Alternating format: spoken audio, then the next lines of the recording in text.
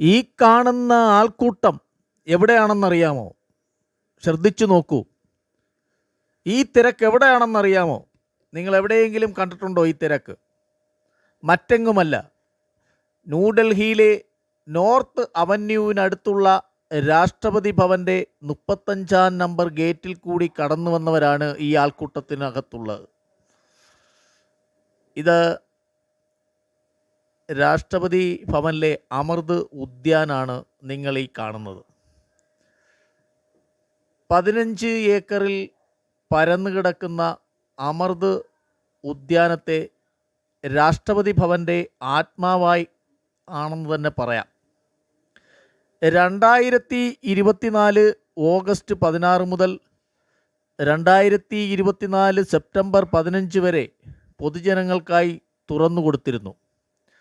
യഥാർത്ഥത്തിൽ east loan, central loan, long garden, circular garden എന്നിവ ഉൾപ്പെടുന്നതാണ് രാഷ്ട്രപതി ഭവൻ്റെ അമൃത് ഉദ്യാൻ. ശ്രീ അബ്ദുൽ കലാമിൻ്റെയും രാംനാഥ് കോവിന്ദിൻ്റെയും കാലത്താണ് ഹെർബൽ 1, ഹെർബൽ 2, ടാക്ടൈൽ ഗാർഡൻ എന്നും ബോൺസായി ഗാർഡൻ എന്നും ഇതിനെ ആരോഗ്യ വനം എന്നിങ്ങനെ കൂടുതൽ പൂന്തോട്ടങ്ങൾ വികസിപ്പിച്ചെടുത്തത്. ഈ കാണുന്ന മരങ്ങൾ 225 വർഷം പഴക്കമുള്ള ശ്രീമാം വൃക്ഷമാണ്. ഇതിനെ ബാൽ വാദി എന്നും വിളിക്കും. 225 വർഷത്തിലധികം പഴക്കമുള്ള മരങ്ങൾ. ഇതിനകത്തോട്ട് നമുക്ക് കയറാനോ ഇതിനെ തൊടുവാനോ ഒന്നും പറ്റത്തില്ല. അവിടെ വളരെ സെക്യൂരിറ്റിയാണ്. ഇത് കുട്ടികൾക്ക് ഇരുന്ന് കളിക്കാനുള്ള ഒരു പൂന്തോട്ടമാണ്.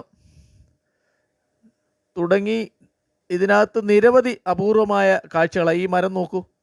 ഈ മരത്തിന് താഴെ ഇരിക്കുന്ന കുട്ടികൾ, മുതിർന്നവരും കുട്ടികളും എല്ലാം തന്നെ ഉണ്ട്. വളരെയധികം. ഇതാണ് ആ ബോൺസായി ഗാർഡൻ. കുട്ടികൾക്ക് ഇരുന്ന് കളിക്കാനും പറ്റുന്ന ഒരു പ്രത്യേക ഗാർഡനാണ്. ക്ലാസ് റൂം പോലെയാണ് ബോൺസായി.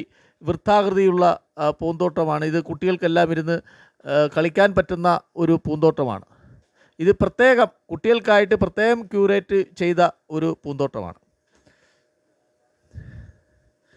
ഈ വൃക്ഷം വളരെ പഴക്കമുള്ള ഒരു വൃക്ഷത്തിൻ്റെ ചൂട്ടിലായിട്ടാണ് ഈ പൂന്തോട്ടം ഉണ്ടാക്കി വച്ചിരിക്കുന്നത്. ഇത് മ്യൂസിക് ആയിട്ട് ഉള്ളതാണ്. പക്ഷേ രാത്രിയിലാണ്. രാഷ്ട്രപതി ഭവനിലെ മ്യൂസിക് ഗാർഡനാണ് ഈ കാണുന്നത്. ഇത് രാത്രിയിൽ നല്ല ഭംഗിയോടെ ലൈറ്റ് ഒക്കെ സംഗീതമായിട്ട് കാണാൻ സാധിക്കും. മ്യൂസിക്കൽ ഗാർഡനാണ്. ഇതൊക്കെ അബ്ദുൽ കലാമിൻ്റെ കാലത്ത് വളരെയധികം ഉണ്ടാക്കിയാണ്. ഈ വൃക്ഷങ്ങൾ എത്ര നോക്കി നിന്നാലും കണ്ടാലും മതി വരാത്ത ഒരു വൃക്ഷമാണ്. ജനങ്ങളെ അങ്ങോട്ട് കടത്തിവിടാൻ സമ്മതിക്കത്തില്ല. വളരെ അധികം സെക്യൂരിറ്റി. അല്പം ദൂരം ഇരിക്കുന്നുണ്ടല്ലോ പോലീസ് ഉദ്യോഗസ്ഥർ. അതേ കണക്ക് ദൂരെ മാറി പോലീസ് ഉദ്യോഗസ്ഥരിപ്പുണ്ട്. വളരെയധികം സുരക്ഷിതമായിട്ട്. ലോകത്ത് തന്നെ ഇത്തരം മരങ്ങൾ അപൂർവങ്ങളാണ്. ഈ മരങ്ങളാണ് ഇവിടെ ഉള്ളത്. നിരവധി വിദേശികൾ ഉൾപ്പെടെ രാജ്യത്തിൻ്റെ പല ഭാഗത്തു നിന്നും ഈ അമൃത ഉദ്യാനം കാണാൻ എത്തിച്ചേരും. ഈ പൂക്കളൊക്കെ കാണുന്നു. ഇത് അമൃത ഉദ്യാനൻ്റെ മ്യൂസിക്കൽ ഗാർഡൻ്റെ ഒരു ഭാഗമാണ് ഈ കാണുന്നത്. നിരവധി പേരാണ് ഈ അമൃത ഉദ്യാൻ കാണാൻ എത്തുന്നത്. ഇത് രാഷ്ട്രപതിയെക്കുറിച്ച് ഈ രാഷ്ട്രപതി ഭവനിലെ ജീവനക്കാരും മറ്റുള്ളവരുമായിട്ട് അവർക്കുള്ള ഏറ്റവും ആദരിക്കപ്പെടുകയും ദൈവത്തെപ്പോലെയും കാണുന്ന ഒരു രാഷ്ട്രപതിയാണ് അവർക്കുണ്ടായിരുന്നത് ശ്രീ അബ്ദുൽ കലാം. അബ്ദുൽ കലാമിനെ കുറിച്ച് പറയുമ്പോഴാണ് ഇവർക്ക് വളരെയധികം ഏറ്റവും ജനങ്ങളായിട്ട് അടുത്തിരിക്കുന്ന ഒരു രാഷ്ട്രപതിയായിരുന്നു ശ്രീ അബ്ദുൽ കലാം. അബ്ദുൽ കലാം വന്ന സമയത്താണ് നിരവധി കാര്യങ്ങൾ ഈ 300 ഏക്കറിൽ പരന്നു കിടക്കുന്ന ഈ ഭാഗത്തിൻ്റെ ഏത് ഭാഗത്തും അദ്ദേഹത്തിൻ്റെ ശ്രദ്ധ ചെല്ലുമായിരുന്നു. അവിടെയുള്ള ഓരോ ജീവനക്കാരുടെയും അടുത്ത് അദ്ദേഹത്തിൻ്റെ ശ്രദ്ധയും അദ്ദേഹം വളരെ വാത്സല്യപൂർവ്വവും പെരുമാറുന്ന ഒരു രാഷ്ട്രപതിയായിരുന്നു ശ്രീ അബ്ദുൽ കലാം. അബ്ദുൽ കലാമിനെ പറഞ്ഞാൽ ഇവർക്ക് ഒരുപാട് നിൽക്കാൻ പറ്റാത്ത. ശ്രീ രാഷ്ട്രപതി ആയിരുന്ന അബ്ദുൽ കലാംജിയെക്കുറിച്ച് ഓർമ്മകൾ അയവിറക്കുന്ന അവിടുത്തെ ജീവനക്കാരിൽ പലരും പറഞ്ഞ 1-2 കാര്യങ്ങൾ ശ്രദ്ധയിൽപ്പെടുത്താം. ഇവിടെ രാഷ്ട്രപതി ഭവനിൽ ഡൽഹിയിൽ ദീപാവലിയോടനുബന്ധിച്ച് ഇവർക്കെല്ലാം ഒരു ഗിഫ്റ്റ് കൊടുക്കുന്ന പതിവുണ്ട്. നമ്മുടെ നാട്ടിൽ ഓണം പോലെയാണ് ഡൽഹിയിലും ഒക്കെയുള്ള ഈ ദീപാവലി ആഘോഷം. അത്തരം ഗിഫ്റ്റുകൾ കൊടുത്തുകൊണ്ടിരിക്കുന്നത് ക്ലാസ് 1 ഉദ്യോഗസ്ഥർക്ക് മാത്രമാണ് കൊടുത്തുകൊണ്ടിരുന്നത്. അത്തരം ജീവനക്കാരെയുമാണ് പരിഗണിച്ചുകൊണ്ടിരുന്നത്. പക്ഷേ ശ്രീ അബ്ദുൽ കലാം രാഷ്ട്രപതിയായിട്ട് വന്നിരുന്നപ്പോൾ അദ്ദേഹം അവിടെ താഴെത്തട്ടിലുള്ള ഒരു നിലം തുടയ്ക്കുന്നവരായാലും തൂക്കുന്ന തൊഴിലെടുക്കുന്നവരായാലും അവരെയും പരിഗണിച്ച് അവർക്കും ഗിഫ്റ്റ് കൊടുക്കുന്ന ഒരു സവിശേഷത ഉണ്ടായത് ശ്രീ അബ്ദുൽ കലാം വന്നപ്പോഴാണ്. അത്രയും അവർ ഞെട്ടിപ്പോയി ഇങ്ങനെ ഒരു സംഭാവന, അവർക്കൊരു ഗിഫ്റ്റ് കിട്ടുന്നത്.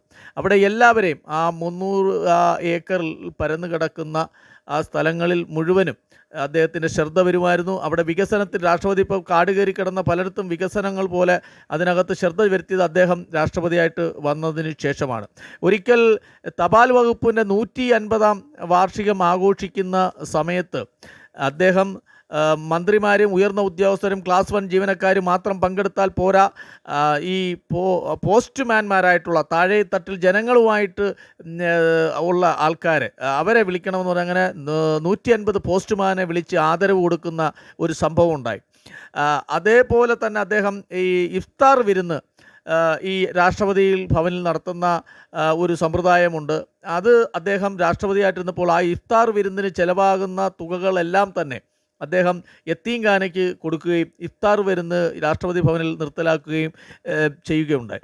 അത്തരത്തിൽ എന്തൊക്കെ കാര്യങ്ങൾ, ഒരിക്കൽ അദ്ദേഹത്തിൻ്റെ സുരക്ഷാ സംവിധാനമായിട്ട് പോലീസ് അവർ സെക്യൂരിറ്റി ഓഫീസർ വാഹനത്തിൻ്റെ പുറത്ത് കയറിയിരുന്ന് യാത്ര ചെയ്യുമ്പോൾ കൂടെ ഉണ്ടായിരുന്നിടത്ത് പറഞ്ഞു അവരെന്തിനാണ് അങ്ങനെ മുകളിൽ കയറ്റി ഇരുത്തുന്നത്, അവർക്ക് എത്ര നേരം അങ്ങനെ ഇരിക്കേണ്ടി വരും, അവരെടുത്ത് താഴെ ഇറങ്ങി ഇരിക്കാൻ പറയും. അങ്ങനെ ഏതൊരു വ്യക്തികളുടെ കാര്യത്തിലും സുരക്ഷാ കാര്യത്തിൽ ഏതൊരു വ്യക്തിയുടെയും ശ്രദ്ധ ചെലുത്തുകയും വളരെ ജീവകാരുണ്യവും വളരെ സ്നേഹവും സൗഹൃദവും താഴെത്തട്ടിലുള്ള ജനങ്ങളോടും പിന്നെ വളരെയധികം മികച്ച ഏതാണ്ട് 5-6 രാഷ്ട്രപതിയോടൊപ്പം അവിടെ ഉദ്യോഗസ്ഥ തലത്തിൽ ജോലി ചെയ്ത പലരിൽ നിന്നും പറഞ്ഞ് കേട്ടുള്ള അറിവ് വെച്ചാണ് നമ്മൾ ഈ വാർത്ത ഇങ്ങനൊരു കാര്യം സംസാരിക്കുന്നത്.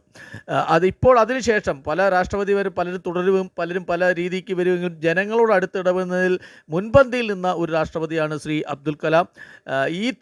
ഇത്രയും തിരക്കിൽ ജനങ്ങൾ വരുന്നത് ഈ ഉദ്യാൻ ഭവനിൽ ലോകത്തിൻ്റെ രാജ്യത്തിൻ്റെ പല ഭാഗത്തു നിന്നും എത്തുന്നവരാണ് ഈ ഉദ്യാൻ ഭവനിൽ എത്തുന്ന അമൃത ഉത്സവം. ഏതൊരാൾക്ക് മനസ്സിലെ ഒരു ആഗ്രഹമാണ് അതിനകത്ത് കയറണം എന്ന്, ഇതൊന്ന് കാണണം, ഈ സ്ഥലത്തൊന്ന് എത്തിച്ചേരണം എന്നുള്ളത്. ഇപ്പോൾ ദ്രൗപദി മുർമു വർഷത്തിൽ 2 പ്രാവശ്യം, മുൻപ് 1 പ്രാവശ്യമാണ് അമൃത ഉദ്യാനിൽ നമുക്ക് ചെല്ലാൻ പറ്റുന്നത്. ഇപ്പോൾ ഈ മാസം കഴിഞ്ഞ ഓഗസ്റ്റ് തൊട്ട് സെപ്റ്റംബർ 15 വരെ ആയിരുന്നു.